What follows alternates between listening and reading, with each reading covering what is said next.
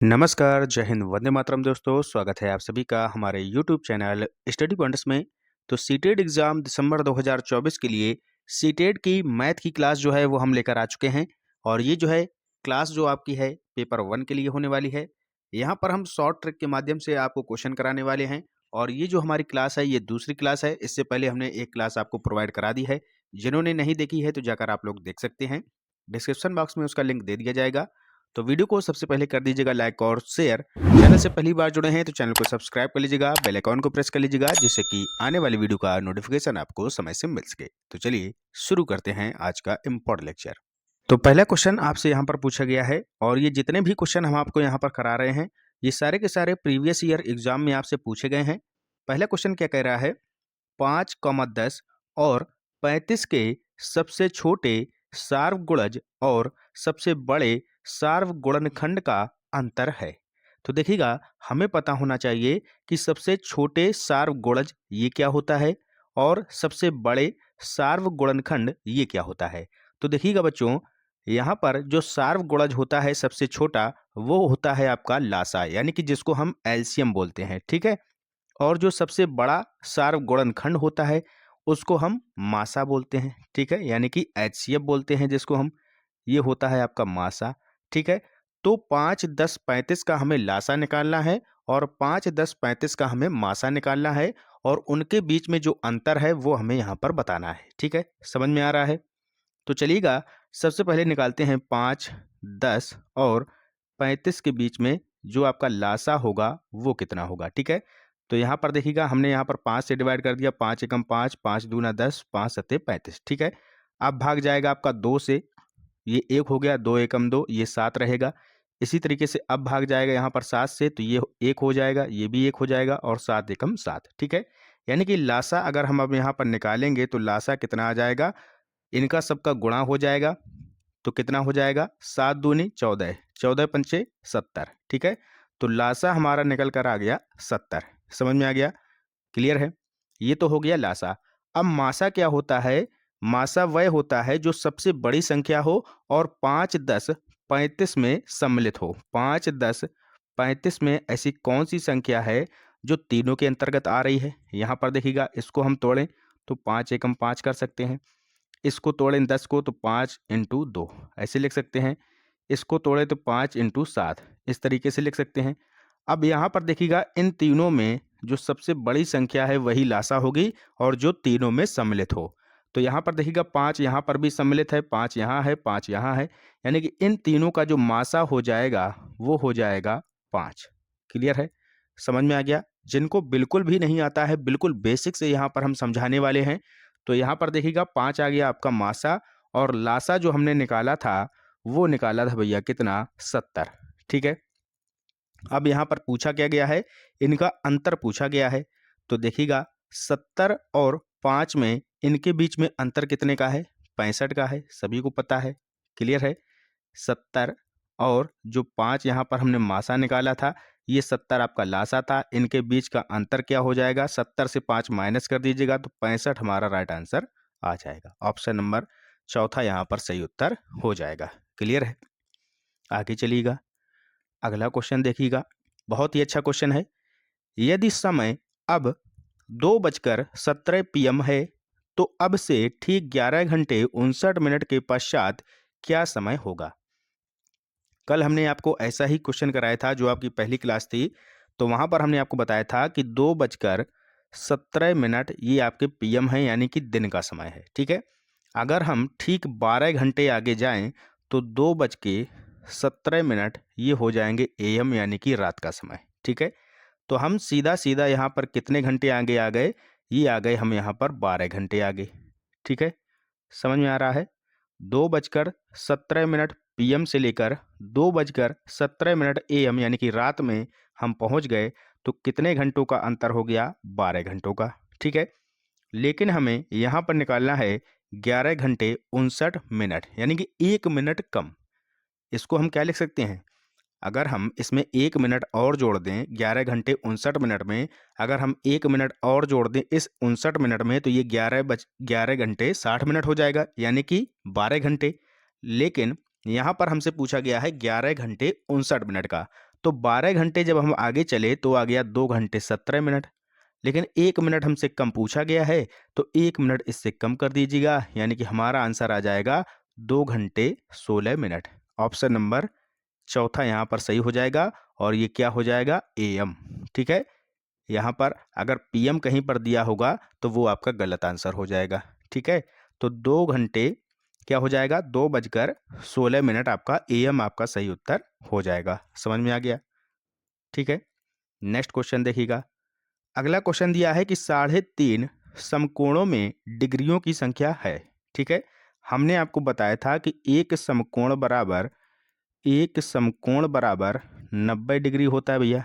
ठीक है, एक समकोण बराबर 90 डिग्री। यहाँ पर 3.5 समकोण की डिग्री पूछी गई है। 3.5 को हम क्या लिख सकते हैं, 3.5 लिख दें, या इसी को हम लिख सकते हैं 3 सही 1/2। ठीक है, अब हम 3 सही 1/2 को क्या लिख सकते हैं, यहाँ पर देखिएगा 2 तिहाई 6 और 6 में 1 ये प्लस हो जाएगा तो 7 हो जाएगा, यानी कि 7/2 हम लिख सकते हैं। क्लियर है? 7/2 और 3.5 बात एक है। क्लियर है? तो यही हमें निकालना है। हमें पता है कि एक समकोण की वैल्यू होती है 90 डिग्री। तो हमें कितना निकालना है, 3.5 समकोण यानी कि 7/2 समकोण। तो इसका कर दीजिएगा यहाँ पर गुणा, 7/2 गुणा 90, 2 से काटेंगे तो ये जाएगा 45 बार। 7 का गुणा कर दीजिए 45 में तो 7 पना 35, 7 चौके 28, 28 में जब 3 जोड़ देंगे तो हो जाएगा 31, यानी कि 315 डिग्री आपका राइट आंसर आ जाएगा। ऑप्शन नंबर ए आपका यहाँ पर सही उत्तर हो जाएगा। क्लियर है? सभी को समझ में आ गया? आगे चलिएगा। यहाँ क्वेश्चन क्या दिया है, चलिए पढ़ते हैं। किसी वर्ग का परिमाप 24 सेंटीमीटर और किसी आयत की लंबाई 8 सेंटीमीटर है। यदि वर्ग और आयत के परिमाप बराबर हों तो आयत का क्षेत्रफल क्या होगा? तो आयत का क्षेत्रफल हमें पता है, आयत का क्षेत्रफल बराबर क्या होता है, फार्मूला लंबाई इंटू चौड़ाई होता है भैया, सभी को पता है।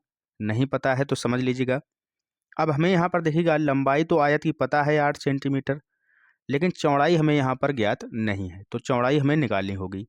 अब यहाँ पर हमें एक दूसरा फार्मूला ये पता है कि आयत का परिमाप बराबर क्या होता है, आयत का परिमाप बराबर क्या होता है, 2 ऑफ लंबाई प्लस चौड़ाई। ठीक है, आयत का परिमाप और वर्ग का परिमाप यहाँ पर बराबर दिया है, इसलिए यहाँ पर हम आयत के परिमाप की जगह कितना लिख देंगे, 24 बराबर 2 ऑफ लंबाई प्लस चौड़ाई। तो 2 का अंदर हो जाएगा गुणा।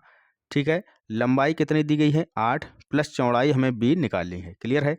तो 24 बराबर हो जाएगा, 2 का अंदर गुणा कर दीजिएगा तो 2 8 16 प्लस 2 का इसमें भी गुणा हो जाएगा तो 2b। क्लियर है? अब यहाँ पर b की वैल्यू निकालेंगे तो कैसे आ जाएगी, b की वैल्यू निकालेंगे, देखिएगा 16 यहाँ पर पक्षांतर हो जाएगा तो 24 में 16 घट जाएगा, कितना आ जाएगा 8।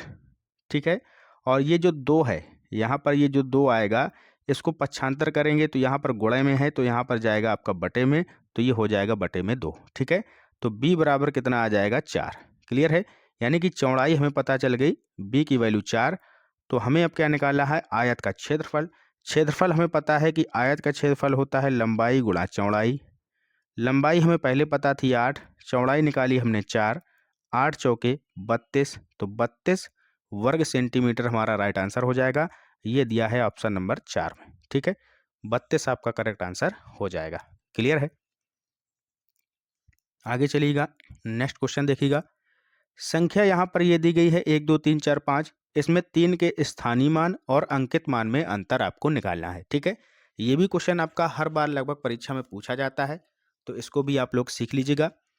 1 2 3 4 5, तो यहाँ पर 3 का स्थानीय मान आपसे पूछा गया है और अंकित मान, इन दोनों का अंतर पूछा गया है। स्थानीय मान क्या होता है, जिस स्थान पर वो है। ठीक है, इकाई, दहाई, सैकड़ा, यानी कि ये जो 3 है ये सैकड़े के स्थान पर है, तो 3 इंटू सैकड़े के स्थान पर यानी कि 100 हो जाएगा, तो इसका स्थानीय मान निकल कर आ गया 300। बिल्कुल सिंपल है। इसी तरीके से मान लीजिएगा आपसे पूछ ले कि 2 का स्थानीय मान क्या हो जाएगा, तो देखिएगा इकाई, दहाई, सैकड़ा, हजार, यानी कि ये हजारवें स्थान पर है, तो इसका स्थानीय मान 2 का हो जाएगा 2000। समझ में आ रहा है ना? तो इस तरीके से हम यहाँ पर स्थानीय मान ये निकालते हैं। क्लियर है? तो हमारा 3 का स्थानीय मान निकल कर आ गया 300। और अंकित मान क्या होता है? अंकित मान वही संख्या होती है जिसका पूछा गया है। तो 3 का अंकित मान कितना हो जाएगा? वो हो जाएगा 3। ठीक है, तो स्थानीय मान हमने निकाला 300, अंकित मान हमारा पता है कि 3 है। इन दोनों का अंतर अगर हम निकालेंगे तो 300 से 3 माइनस कर देंगे तो 297 आ जाएगा।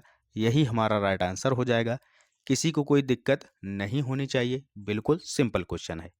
ठीक है, आगे चलिएगा। नेक्स्ट क्वेश्चन, एक बोतल में 750 मिली जूस भरा जाता है और ऐसी 6 बोतलों को एक कार्टन में पैक किया जाता है।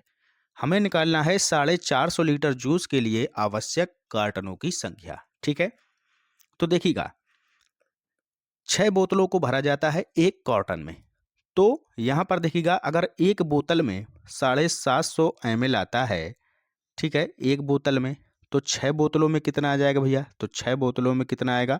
750 गुणा 6 कर देंगे, कितना हो जाएगा? 6 का 0, 6 पंचे 30, 6 सत्ते 42 और 3 45, यानी कि 4500 ml यहाँ पर आ जाएगा 6 बोतल, यानी कि एक कार्टन। ठीक है, क्योंकि एक कार्टन में 6 बोतलें आती हैं। तो एक कार्टन में जो टोटल आ जाएगा वो आ जाएगा 4500 ml। ठीक है, अगर हम इसको लीटर में बनाएं, ठीक है, तो क्या करेंगे भैया? लीटर में ये कितना हो जाएगा? ये हो जाएगा 4.5 लीटर। ठीक है, अगर हम इसको लीटर में मिली को कन्वर्ट करेंगे तो ये आ जाएगा 4.5 लीटर। ठीक है, यहाँ पर इतना समझ में आ गया। तो हमें पता है कि एक कार्टन में 4.5 लीटर आता है। ठीक है, 4.5 लीटर आता है आपका एक कार्टन में। ठीक है, हमसे पूछा गया है कि 450 लीटर के लिए कितने कार्टनों की संख्या हमें चाहिए। ठीक है, तो क्या करना है? सिंपल सी बात है, 450 बटे में आपका 4.5 हो जाएगा। ठीक है, दशमलव हटाएंगे, ऊपर एक जीरो बढ़ जाएगा। क्लियर? 45 से भाग दे दीजिएगा तो 45 से कम 45 और बचेंगे आपके 2 जीरो, यानी कि 100 कार्टन की हमें ज़रूरत पड़ेगी। ऑप्शन नंबर पहला हमारा सही उत्तर हो जाएगा। क्लियर है? समझ में आ गया? आगे चलिएगा। नेक्स्ट क्वेश्चन देखिएगा, 11 इकाइयाँ 11 दहाइयाँ प्लस 11 सैकड़े बराबर हैं।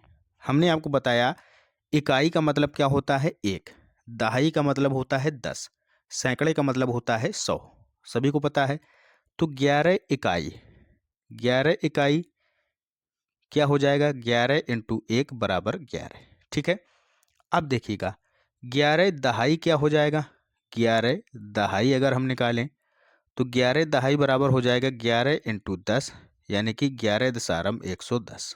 ठीक है, अब 11 सैकड़े कितना हो जाएगा? 11 सैकड़े अगर हम निकालें तो हमने बताया इसमें 100 का गुणा हो जाएगा सैकड़े में, तो 11 इंटू 100 कितना हो जाएगा? 1100। ठीक है, अब इन सब का योग हमें निकालना है। ठीक है, तो निकालिएगा 1100, 11 दशारम 110 ये जोड़ दीजिएगा और फिर लास्ट में 11 जोड़ दीजिएगा इस तरीके से। तो कितना आ जाएगा? देखिएगा 1, 1 और 1 2, 1 और 1 2, 1 यहाँ पर 1221 आपका राइट आंसर आ जाएगा, ऑप्शन नंबर तीसरा। क्लियर है?